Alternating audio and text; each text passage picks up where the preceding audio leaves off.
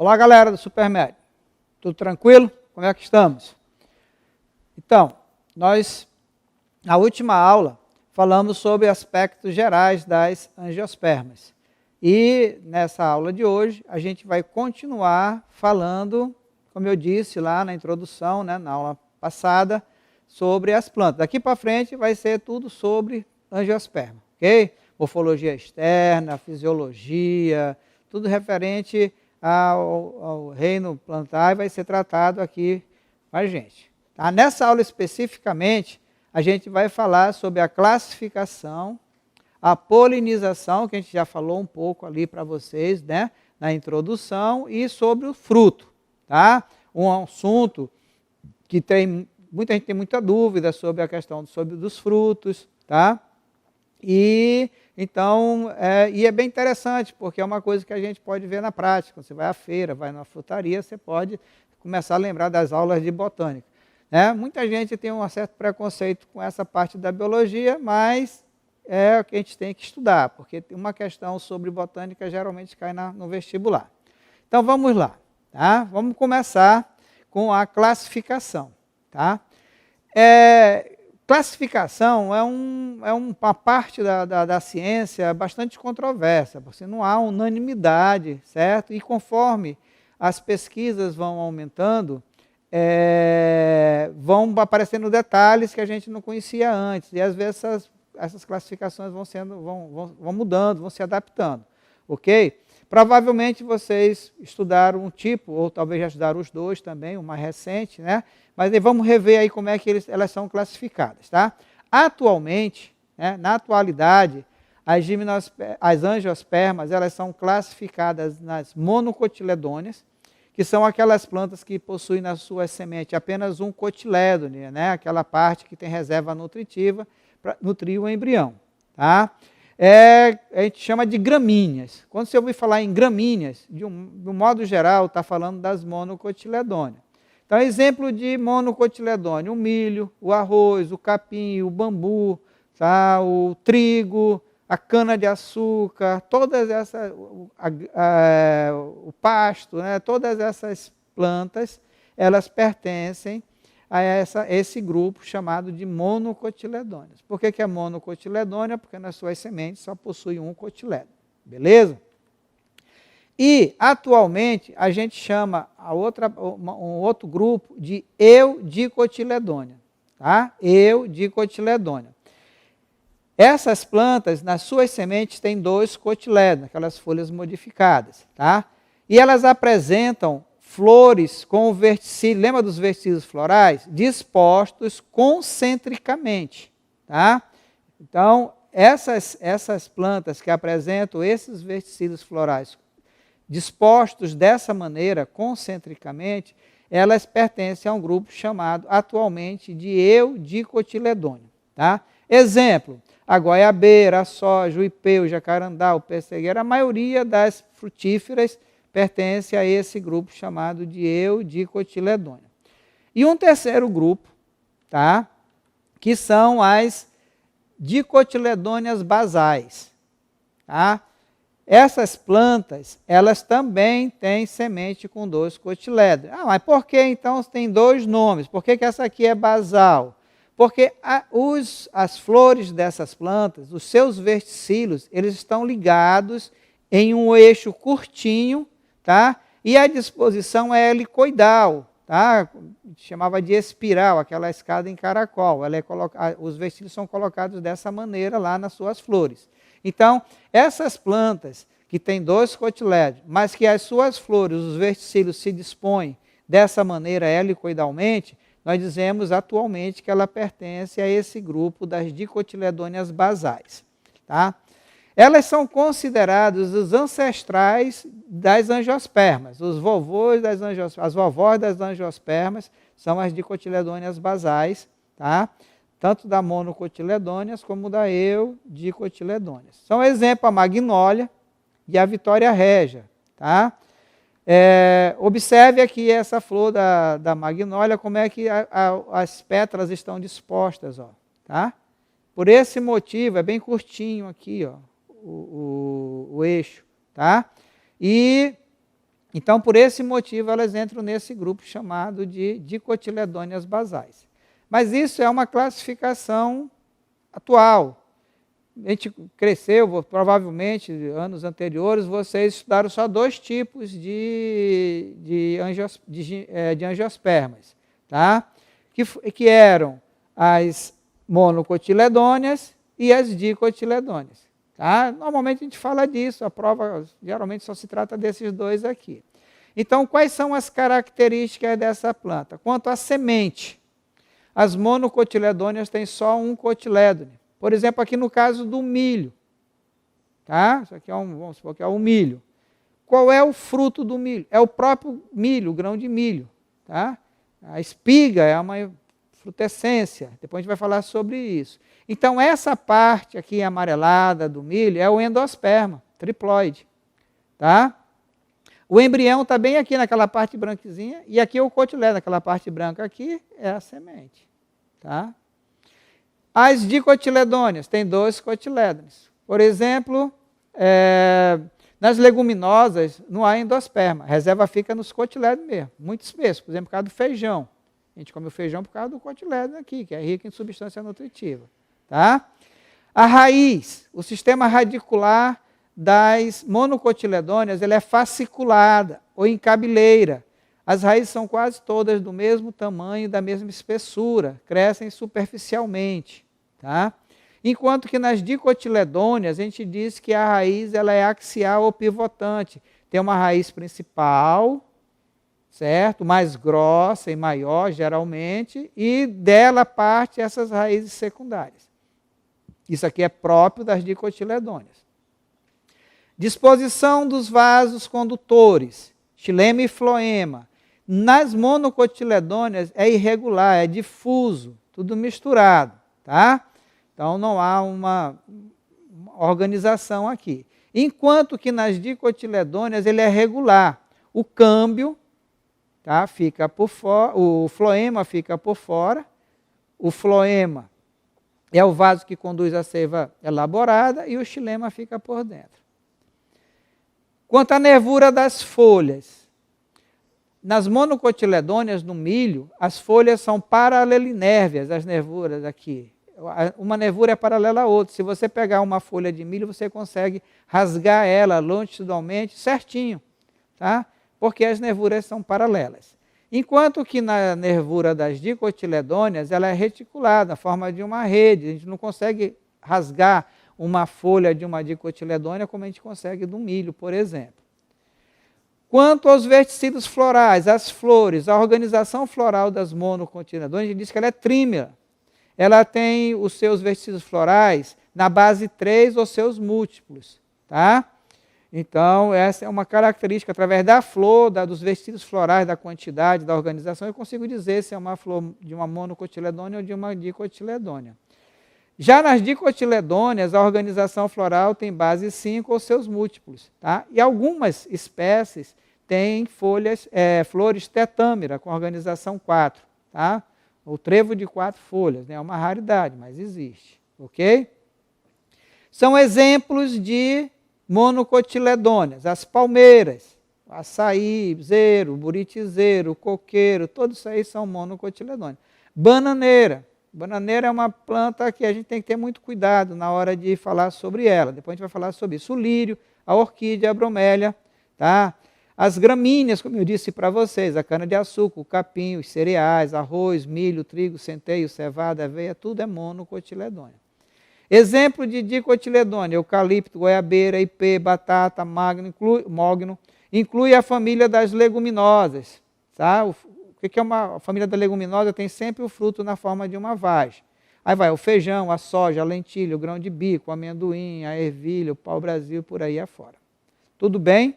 Então, esse quadro aqui, ele é muito cobrado em prova, que é as diferenças entre as monocotiledôneas e as dicotiledôneas. A polinização, nós já falamos um pouco sobre ela lá na aula passada, mas agora o foco é como é que ela realmente acontece. Tá? Então, lembra que eu falei para vocês na aula passada que é o transporte do grão de pólen da antera até o estigma. Tá? E eu disse para vocês que esse processo pode ser feito artificialmente ou naturalmente. Tá? Quanto à planta, a polinização, pode haver a autopolinização, tá? Que é uma coisa mais rara. Tá? O pólen de uma planta é transferido para o estigma da flor da mesma planta. Tá? Isso acontece, por exemplo, nas ervilheiras. Quando a gente for estudar genética, provavelmente você vai ver sobre isso aí. Tá? Polinização cruzada, quando o grão de pólen de uma planta é transferido para o estigma de outra planta. Tá? Então, aqui dentro da mesma planta, essa planta tem, por exemplo, flor que produz o grão de pólen e tem lá a parte feminina. Aqui pode ter sexo separado ou não. Tá? A planta. Muito bem. Uma coisa que pode aparecer na prova é, quais são os agentes polinizadores? Tá? Então, os agentes polinizadores, a gente diz que há dois tipos de polinização. A artificial, quando é feita pelo homem, tá? A gente pode fazer isso, né? E a natural. A natural pode incluir animais ou vento. Tudo isso aqui é processo adaptativo, tá? A gente estudou isso em evolução. Então, nesse tipo de polinização, há aspectos relevantes. Eu já falei para vocês que as pétalas muitas vezes são coloridas, perfumadas, tal. Então, nós temos o elemento de atração para o polinizador pode ser a cor, por isso que as pétalas são geralmente coloridas, tá? Com exceções de algumas que são brancas, porque são polinizadas à noite. Tá? E o odor, o perfume, que vai atrair o agente polinizador. Também o elemento alimento, tá? Para o polinizador, para o animal. Então, o néctar, no caso, é um líquido açucarado, né? Fonte de glicose para ele, e o pólen, que é comestível. Isso é o que a planta oferece como contrapartida pela polinização. Então, nós temos, aqui no quadro, um resumo. A polinização artificial é executada pelo homem. A polinização natural, ela pode ser feita pelo vento. Quando a polinização é feita pelo vento, a flor masculina não precisa ter atrativo de alimentar neodorífero, mas tem que ser parecendo uma pluma, que é para poder espalhar o grão de pólen. A gente diz que é anemofilia. Pode ser por insetos, entomofilia, aves, ornitofilia, e morcego, quiroptofilia. Então, esses aqui são os agentes polinizadores. E pode ser o homem também, como aqui. Então, temos animais, o ser humano, insetos, aves e morcego. E o vento. Tá? Guarda isso aí. Então, o que precisa ter para poder ser polinizada pelo vento? Precisa de corola vistosa? Não. Vento. Odor? Não. Néctar? Não. Como é que é o pólen? Tem aspecto de um pó, é abundante, tá? E vai contar com a probabilidade, chegar lá no feminino. Entomofilia, tem que ter corola vistosa, porque vai atrair o ser vivo. Odor, o néctar.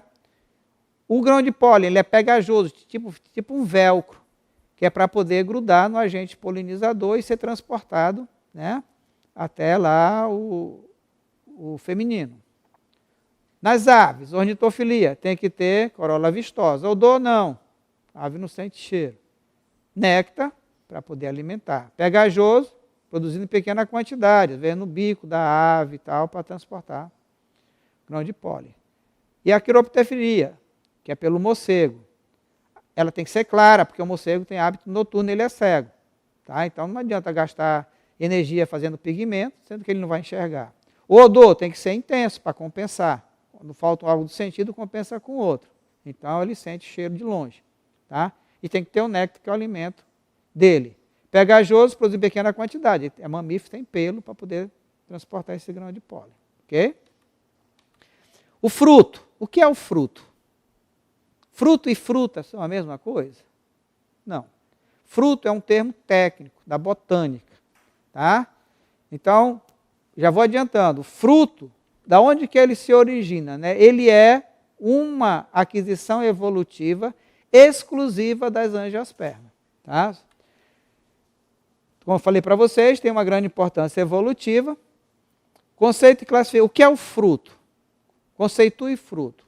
Então, O conceito de fruto é o seguinte: fruto é o ovário desenvolvido após a fecundação da oosfera. Vou repetir. O que é o fruto? O fruto é o ovário desenvolvido após a fecundação da oosfera. Ok? Então, é o ovário desenvolvido. Aqui só está escrito ovário desenvolvido, mas é após a fecundação da oosfera. Tá? Lembra que a oosfera vai formar o embrião, vai estar dentro da semente. Então, para ser fruto, tem que ter semente dentro. Se não tiver semente dentro, não é fruto. Tá? O nome técnico para fruto é pericarpo. Lembra lá que o ovário a gente chama de carpo também. Folhas carpelares. Um fruto típico, para efeito de aula aqui, ele tem 3 partes. O epicarpo, a parte mais externa, o mesocarpo, a parte do meio, e o endocarpo, a parte de dentro. Tá? E nós podemos representar o fruto assim. Tá? O ovário vai se desenvolver após a fecundação da oosfera. Essa parte aqui, do embrião, mais o cotilédon, mais o tegumento, vai formar a semente. E o fruto aqui. Tá? Então, a parte de fora aqui do pêssego, a parte de fora aqui da laranja é o epicarpo.